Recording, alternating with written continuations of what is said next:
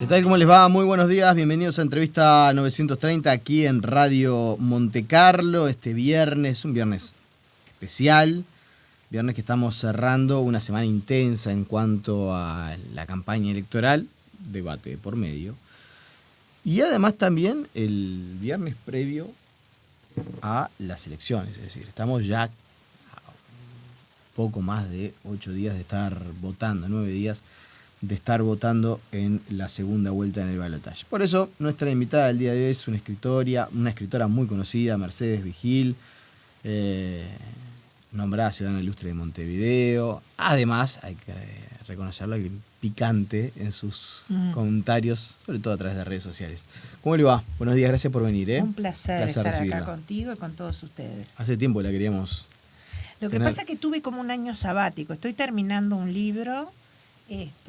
¿Sobre qué es? Bueno, es un libro que te cuento rapidito. En el 2010 yo pasé por Yemen y escribí un libro fantástico sobre un grupo de arqueólogos que invitaban a una periodista, que en definitiva era yo, al desierto del Cuarto Vacío, que es el cuadrante más seco y más árido de todo el mundo, que está al norte de Yemen y al sur de Arabia Saudita. Y era bastante ficticio, estaban los genios del Islam y todo eso. Y que te cuento que hace un año y medio se pusieron en contacto conmigo una gente que trabaja con Netflix y con otros soportes. Y tú sabes que me preguntaron si tenía algo. Y como estaba sin terminar este libro, bueno, empecé a trabajar en él, que son 30 episodios. Pero lo bueno es que del 2010 al año pasado que empecé a trabajar, cuando empiezo a investigar, habían pasado 4 gobiernos distintos en Yemen. Arabia Saudita había hecho la coalición armada con Estados Unidos. Al-Qaeda había tomado Al-Mukalla, que es un puerto en el que estaba la acción. Entonces el libro conserva la parte mágica, pero tiene sí un implante geopolítico con respecto a Al-Qaeda y todo eso. Esto lo he hablado muchas veces con Susana Mangana. Sí, es divina. Sí, aparte yo digo que es de las lejos de las que más sabe sobre el mundo árabe en nuestro país. Yo, sí. Y ella más de una vez me ha insistido en esto, en lo poco que fijamos nuestra atención en Yemen. Absolutamente. Yemen no existe. Yemen está en una guerra civil, en una situación de desangramiento en interno. Sanitaria. Nadie habla de Yemen en el mundo y debe ser de las naciones más afectadas por la situación geopolítica. Tiene que ver. Yo te voy a comentar algo. El año pasado, un viejo editor del New York Times escribió para Estados Unidos, pero creo que pasa en general en el mundo, y él explicaba que los cambios vertiginosos en la información y en las empresas informativas hoy harían imposible un Watergate, por ejemplo. Entonces es otro el periodismo, y no estoy diciendo nosotros que somos pequeños, o sí, de pronto, pero no olvidemos que las grandes cadenas informativas son empresas, y por consiguiente hay lugares que conviene de pronto resguardar, así como hay otras ideas. Mira, Lipovetsky es un filósofo judío francés que es un genio y siempre dice que hasta 1950 la gente que iba creciendo, los niños, iban adoptando opiniones, valores, que es fundamental, ¿no? De los abuelos, de los padres, de los tíos, de la señorita maestra, la misma señorita maestra que hoy la agarran de los pelos, ¿no? Y que después del 55 vino la caja boba, que es la televisión, y ahora yo le agregaría los medios de comunicación, y que los niños que van creciendo pasan mucho más tiempo tomando valores y información de esos, de la caja boba o de internet, que de los propios abuelos que ya están locos por el pluriempleo. Digamos, es otra sociedad. No, cambió. Entonces, totalmente. Eso ha hecho que las noticias sean tomadas o dejadas. Es más, lo vemos ahora con Chile y con Bolivia. La carretera de la información se bifurca de tal forma que el ciudadano común no sabe a quién creerle. Sí, bueno, quizás es el gran desafío, el gran dilema que tenemos los medios de comunicación. El gran desafío. Y los periodistas. Sí. No, pero dilema también, porque uno como periodista en el celular, yo recibo información todos los días. Y la verdad, en lo que más gastamos tiempo en decodificar si eso es verdad o es mentira. Claro. Claro. Porque si yo todo lo que recibiera lo publico, primero que soy un irresponsable. Sí. Y segundo, que además estoy confundiendo a la gente, estoy horadando mi imagen como periodista. Entonces, Claro.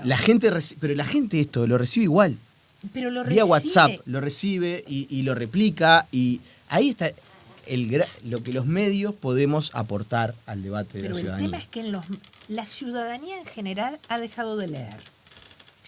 O lee de otra manera. Corpúsculos. No, ha dejado de leer, de profundizar, de leer el tema. Es más, yo me he dado cuenta cuando todas mis frases que en general incendian la pradera, están en un contexto que se explican en el artículo, que nadie lee y que generalmente, me pasó en la penúltima, Caras y Caretas, a quien yo denomino y me hago cargo, prensa basura.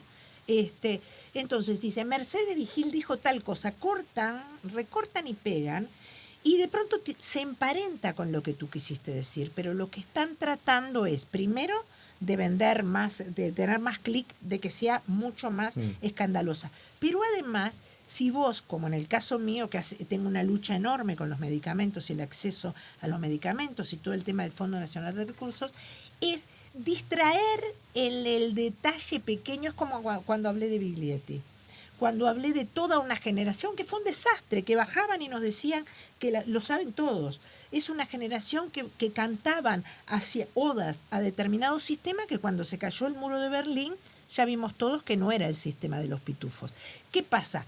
Si la gente se reenganchaba con el sentido del artículo, pensaba, y cómo los titulares muchas veces como intención y otras sin intención tienden a ser escandalosos, no sirve. No sirve que la gente... La verdad, la entrevista la razone pensaba mucho. llevar por otro lado, pero No, ya nos metemos en esto. llévala, Me llévala. interesa mucho, Perdón, yo hablo No, mucho. pero está bien. Cuando usted lanza una frase de esas, o escribe un artículo, o postea algo en su red social,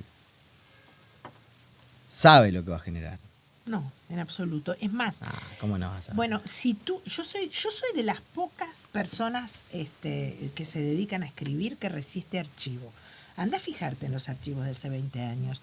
Yo siempre cuento que cuando escribo un libro y tengo 20 y tengo 7 libros de oro, que eso significa que creo que en Uruguay no hay nadie que tenga 5 libros de oro, que son prácticamente todos bestseller o muy acogidos por la gente, que mi discusión con el editor es, bueno, es otro éxito, vamos a sacarlo para el Día de la Madre. Y yo siempre le digo, o un fracaso, o un libro común.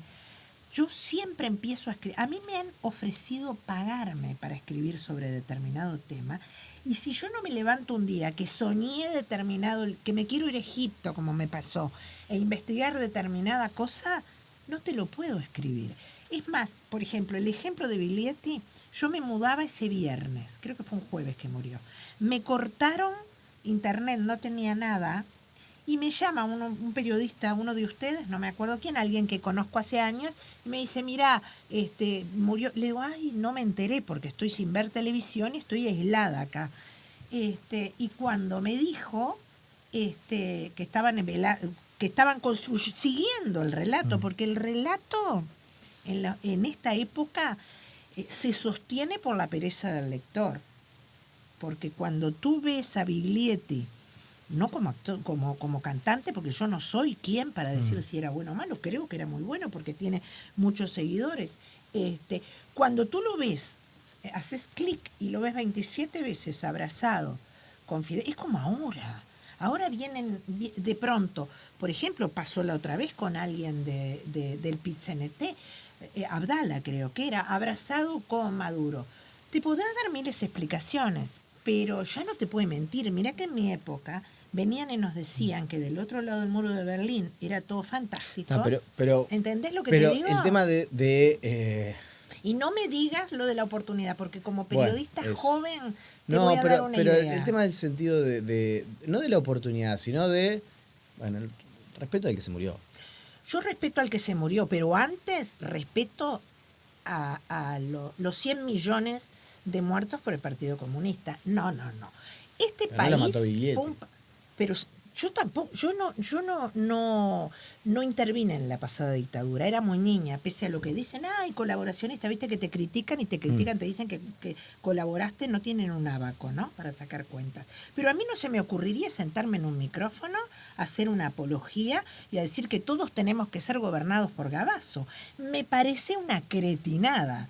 Y lo mismo, ¿por qué el doble discurso que tiene la prensa con respecto a los 100 millones de vueltos del Partido Comunista? ¿Por qué está bien decir que está bueno que los Castros sean una monarquía en un país, en una isla que no da más? Eso es un doble discurso que van a tener, ese es un desafío que va a tener que repensar la prensa regional, porque si tú con el poder que tiene un micrófono y lo que acabamos de decir del Lipovetsky, que los niños y los jóvenes escuchan más radio y televisión, ni que hablar las redes, que a sus padres y abuelos.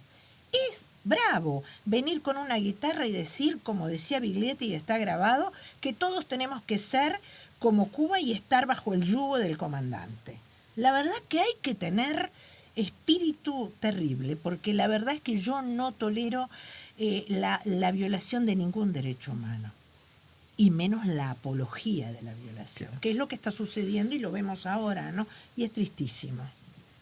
Otra de las polémicas, me acuerdo, que ha enfrentado es el tema de cuando habló de Sendik y el asunto de la enfermedad, de desearle. Claro, no. Lo que pasa es que la prensa basura dice Mercedes Vigil, y por supuesto Caras y Caretas primero y después otros, Mercedes Vigil le deseó la muerte. Era un artículo muy sentido, que eso fue tomado a propósito para que no se discutiera el fondo de la cuestión. El fondo de la cuestión es que todos los señores que nos gobiernan, o en su gran mayoría, deberían, si ellos creen que está bueno que el Fondo Nacional de Recursos dé algunos medicamentos y otros no, y que a veces los dé 6 meses después que el paciente o el niño murió, yo no me los quiero encontrar como me ha pasado con varios políticos en el sirio-libanés. De eso trataba el artículo, de la caradurez, del doble discurso. Si tú encabezás un gobierno o formás parte de él de alguna forma, yo te digo a ti, no, si tu nena tiene un problema, anda a la Pelufo Higgins. Y después tenemos que juntar dinero, la sociedad civil, y yo estoy en una organización civil que trata de juntar dinero para esas cosas. Ah, no, pero cuando la nena del ministro o del subsecretario o del presidente del partido que decidió eso se enferma, la llevan al sirio-libanés o al Albert Einstein. A mí, y creo que a toda la ciudadanía, o a su gran mayoría, les parece que es un horror. ¿Tú has entrado a Hábitat? ¿Tú has entrado a Red Pagos? Está lleno de caritas de niños o de gente, y ¿sabés qué? Muchos mueren esperando que se junte el dinero. Pero no solo dinero de medicamentos y tratamientos de altos costos, un marcapasos que sale 200.000 pesos, que parece poco para de pronto para las grandes cifras, pero es mucho para un jubilado. Hace 6 meses murió un señor porque le declararon que no le daban el marcapaso. Entonces esto es, en un país, yo te cuento esto, hace 3 o 4 años se presentó, yo fui la que más di manija, Facultad de Derecho presentó una carta preguntándole al instituto, que no se había pronunciado hace un año, creo que no se pronunció, al Instituto de Derechos Humanos, qué opinaba sobre si el derecho a la vida seguía siendo un derecho constitucional, porque la verdad es que se han restringido muchos medicamentos y la gente se muere por esto. Entonces, en un país en el que sucede esto, yo me acuerdo que entré al despacho del decano y le dije, decime una cosa, si un padre tiene un hijo y lo gasta en una pinacoteca o en una biblioteca, yo soy alguien de la cultura, o sea que creo que está bien invertir en eso, y no le compra la insulina al nene, ¿qué sucede? ¿Le quitamos la plata de potestad? De eso trataba el artículo. Sin embargo, nosotros no le sacamos la patria potestad a los que gobiernan mal, porque el tema no es cuánto dinero invertís, el tema es cómo lo invertís. Ahora, estamos en las postrimerías, muy cerca de una elección. Puede ganar Dani Martínez, pero en la realidad las encuestas indican hasta ahora que es muy probable que gane la calle Pou. Nunca se sabe. Yo creo que hasta último momento digamos, puede cambiar, ¿no es cierto? No sé, yo no Ahora, doy por ganada ninguna. Yo no digo darle por ganada, pero la realidad es que las encuestas muestran que es favorito de la calle Pou. Sí, claro. Si gana la calle Pou, yo tengo la presunción, quizás me equivoque, es más, ojalá me equivoque. Tengo la presunción que el tema de los medicamentos de alto costo no se va a poder cubrir toda la demanda. Se podrá mejorar en algo, podrán hacer algún ajuste. Yo no digo que todo se haga bien, ni mucho menos. Digo, por la información que yo tengo, me parece poco probable que se puedan cubrir todas las situaciones. Yo creo Que puedan desaparecer de los hábitats de los repagos las caritas de los niños pidiendo por las operaciones. La posición de Mercedes Vigil va a ser la misma. Siempre he sido la misma. Yo soy una persona. ¿Va a salir a matarlo a la calle Pou en una cuenta de Twitter o en un artículo? Pero te voy a decir cómo se puede hacer. Es más, hace 3 o 4 años me tocó moderar, porque me lo pidieron en el Palacio, en el Salón de los Pasos Perdidos, vinieron argentinos y uruguayos, y yo colaboré moderando. Y en el momento que entra Mariana Zubik, que en aquel momento acababa de asumir en el Parlatino, le dije: qué bueno que se reactive, que no pasó, ¿no? Y que se reactive el Mercosur. Y lo conté adelante de todos con el micrófono y después le di el micrófono. Y lo que conté es muy simple. En Estados Unidos había un medicamento para la esclerosis múltiple que era carísimo y empezó a subir. Se juntaron 3 o 4 estados y dejaron de comprarle a ese laboratorio. Y tú sabes que el laboratorio no resistió ni 20 y pico de días, bajó los precios, porque viste que los laboratorios son de las empresas más terribles que hay, ¿no? Entonces, me acuerdo que yo le resumí a Mariana Zubik en la pregunta y le dije: qué bueno que nosotros, como Mercosur, pudiéramos tomar, por ejemplo, una posición en bloque con los medicamentos. No solo es no solo es cuestión, bueno, le pongo a la caja más, es una suerte de políticas que permitan ingresar en el siglo XXI. Yo te digo esto, el siglo XIX, cuando comparan la revolución de las lanzas, yo que escribo novela histórica, ya en el siglo XXI estamos mucho más abiertos de cabeza. Ya sabemos que un niño, una persona no se puede morir por falta de medicamentos. Y te voy a decir una cosa, a mí no me gusta cuando dicen sí porque van a aumentar el gasto público. Eso significaría que vamos a mantener, y esto lo sé porque lo tengo protocolizado, los miles y miles de ñoquis y financiamientos absurdos. Yo te digo la verdad, y lo digo con el respeto que me merece el ser humano, no de pronto esa persona, porque yo soy de las que digo que es mentira cuando dicen que las ideas son respetables. Los que son respetables son, en todo caso, las personas, pero a veces te dicen cualquier disparate. Cuando salen cantantes, no han salido escritores, pero te puedo asegurar que el 90% de los escritores, por lo menos hace 5 o 6 años, estaban todos, no solo con un cargo fijo durante 30 años, más algún fondo concursable, más viáticos para viajar. Terrible. Entonces, que alguien salga, yo jamás le pedí un boleto a nadie para ir, es más, llevo libros. Te voy a contar una cosa, hasta el 2008, 2009, los autores de novela histórica, y te estoy hablando de Lincoln Maistegui, también lo hizo Diego Fischer, íbamos gratis. Regalábamos, nos decían: la Escuela de Piedras Blancas o el Liceo de La Paz quiere hacer sobre alguna de las obras una obra de teatro. Yo mandaba libros, los mandaban nuestros colegas, las maestras gratis hacían los guiones. Yo me acuerdo que llegué a llevar a la Quinta de Valle, en una obra que se hizo sobre Matilde, a Omar Gutiérrez, que estaba en Canal 4, y grabó, y la nena que hizo de Matilde le dijo que lo hizo llorar porque era muy sensible. Le dijo: es la primera vez que vienen los canales por algo que no sea Crónica Roja. Y fue impactante lo que dijo la niña. Íbamos todos gratis. Yo llevaba cajas de caramelos, de alfajores. Digo, después del 2009, 2010, empezaron a vetar ese tipo de cosas, a prohibirle a las maestras que lo hicieran, y aparecieron gente paga. O sea que no es la necesidad del pueblo.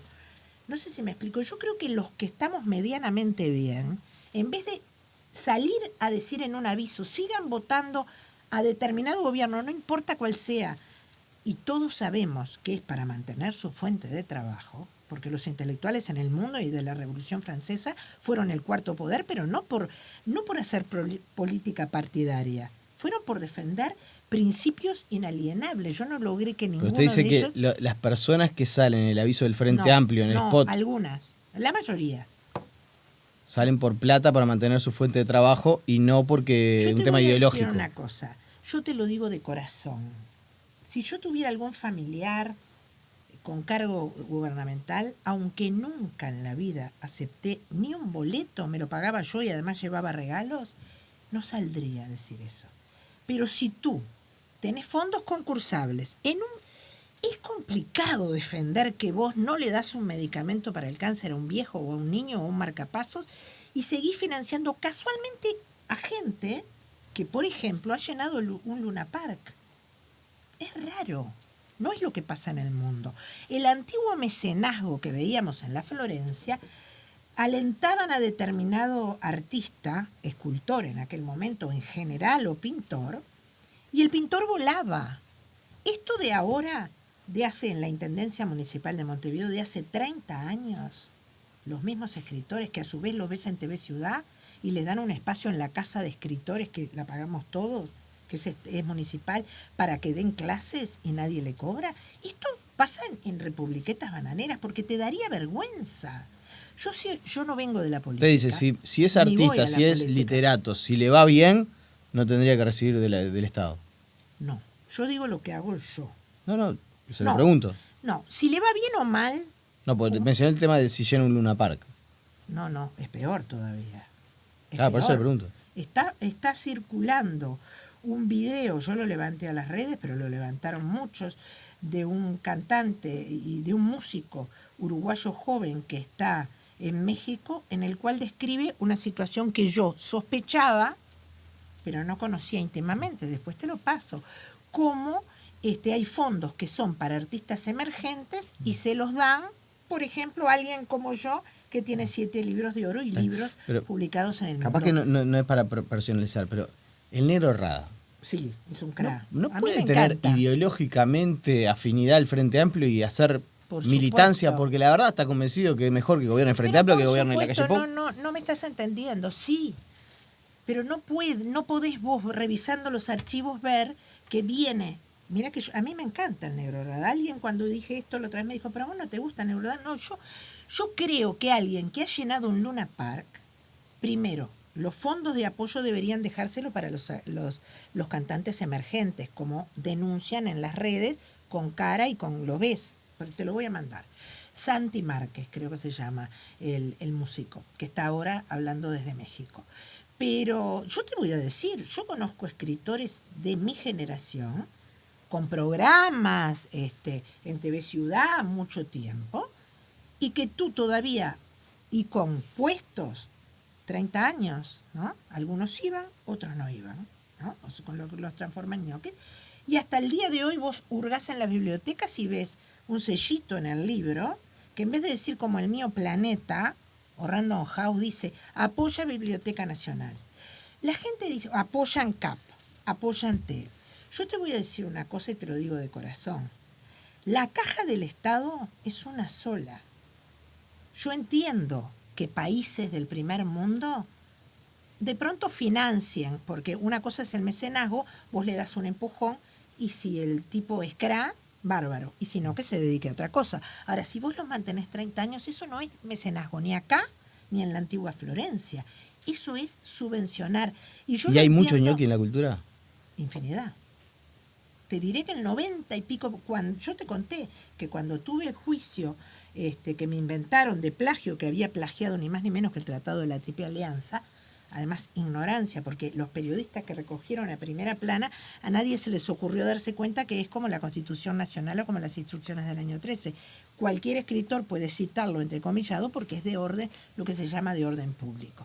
Investigamos, pero hay infinidad que viven en Salto.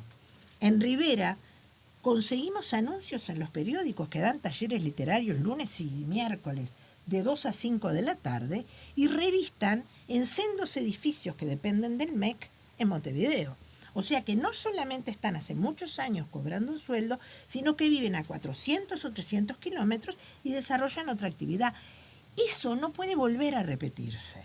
Yo creo que no puede volver a repetirse en ningún lado, pero ni que hablar en un país que le niega un marcapasos a un enfermo. Y se lo dijo a la calle Pou. Yo la última vez que hablé así, en soledad, tomando un café, estábamos hablando me citó tomando un café para hablar de qué opinaba de la cultura. Y entre las cosas que le dije, porque además este tema está en una comisión investigadora, hay una comisión investigadora sobre este tema y sobre los ñoquis y sobre una cantidad de cosas de la cultura que, como todas las comisiones investigadoras, demorará hasta el siglo XXII en moverse. Y yo le dije, a mí me parece, Luis, que en cultura, esto fue en las anteriores elecciones y sigo pensando lo mismo, en las anteriores elecciones yo creo que en cultura no hay que poner un solo peso, lo cual hay que ventilar. ¿Cómo que acá hay 17 empleados y yo veo 2? ¿Y dónde están los otros 15? Ah, uno vive en Salto. ¿Y por qué no viene si acá figura que trabaja de 9 a 5? Digo, no es tan difícil. Hoy estamos con todo automatizado. Es penoso. Y más en un país en el cual las cosas parece que hay una mezcla de prioridades. Y eso fue lo que estoy viendo, cómo salen los copetes de mis entrevistas y qué es lo que sale. No he visto estudios de los Lo sacan de periodistas. contexto. No solo que lo sacan de contexto, sino que al otro día se olvidan. Les importa un bledo hacer un estudio de por qué hay gente que se sigue muriendo.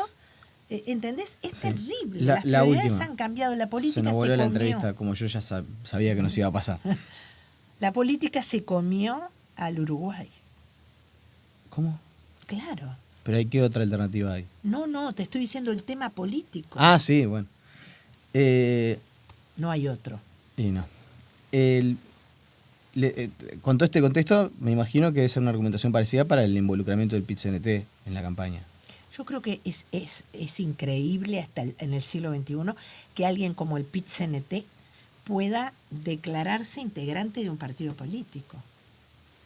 Yo entiendo que el PIT-CNT pueda tener posturas políticas generales, pero que el PIT-CNT se embandere es tan ridículo, pero no tanto, y peligroso es más, como hoy vi antes de salir que la Universidad de la República salió a dar su opinión sobre los problemas de Bolivia. Me hace acordar, tú sabes que cuando yo era chica, en el 68, un día pasamos frente a la universidad y ondeaba la bandera del Partido Comunista. Esto los jóvenes no lo recuerdan. Yo era muy chica, pero siempre lo recuerdo, porque cuando hay entidades que salen, se desbordan. Es como todos tenemos derecho a todo y no es así. Se supone que el PIT-CNT debería representar a todos los trabajadores, no a los trabajadores de un determinado. Pero, ojo, hoy es con el Frente Amplio. Si mañana pasa con el Partido Nacional o con cualquier otro partido, yo creo que hay organizaciones, por favor, están desnaturalizándose a sí mismas. Están atentando contra su esencia. Mercedes Vigil, la vamos a volver a invitar. En otro momento. Y la vamos a volver a invitar, sin tanta coyuntura política. Claro, lo que quiero decirte con respecto, si alguien puede dejar un mensaje, es este. Estoy aterrorizada con la sacralización, viendo la región, con la sacralización de la violencia como forma de resolver los asuntos que debe resolver la política. Entonces, cuidemos a la política, cuidemos a los políticas y exijámosle que sean gente de bien y gente preparada, pero cuidémoslo, porque a veces todos, incluyéndome, entramos en una generalización que no es buena. Sí, tal cual. Cuando la gente no cree más en la política, pasa lo que pasa, lamentablemente. Le agradecemos por su presencia y con usted nos reencontramos el próximo lunes en una nueva entrevista 930. Que pasen bien, chau.